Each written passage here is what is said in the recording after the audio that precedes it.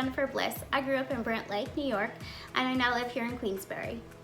I live here with my husband, Brent. We've been married almost 11 years. And our two boys, our oldest, Austin, is 8, and our youngest is Eric. Eric is 5, and he is all boy, sports and everything. And then Austin is more into science, history, things like that. We're holding up pretty good considering. We are all healthy. We haven't lost a stream of income, thank goodness. We did have to change my husband's hours. The boys with homeschool, it's been a little bit different.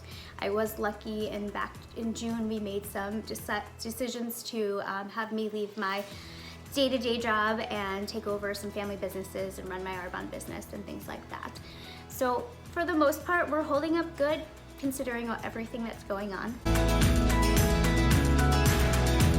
I think some of the biggest challenges is the social distancing for me. I am a network marketer by trade, and I'm also a networker every day, so that's been really hard for me. I really enjoy my one-on-one time with adults. Homeschooling has definitely been a challenge, but we're working through that. The teachers have been fantastic, and definitely technology's come a long way. But the biggest thing is I have a mom that lives up in Brant Lake still, and she kind of depends on me for some things. So it's been really hard not to be able to just, swoop in and help her when it's needed. Staying at home and social distancing has been really hard for our family. So some of the things we've done, my husband and my son are really big into movies, and thank goodness a lot of them came out early, and they do stream a lot of different movies.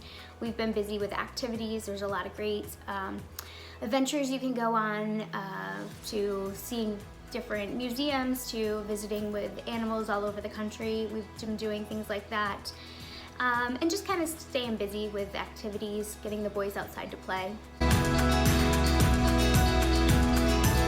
One of the great things about this is our go-to meal for everything used to be, we'd eat out, we'd eat quickly, whatever it is, from running from sports and jobs and all kinds of crazy stuff, to now we actually eat at home. We have home-cooked meals now. We actually go grocery shopping.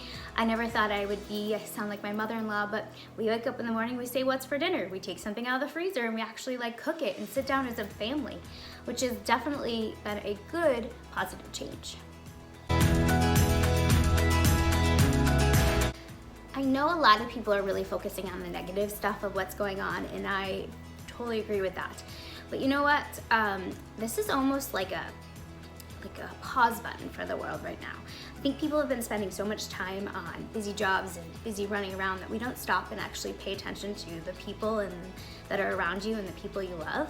So I think what people are going to get out of this is that it's important to be with your loved ones. It's important to take care of them.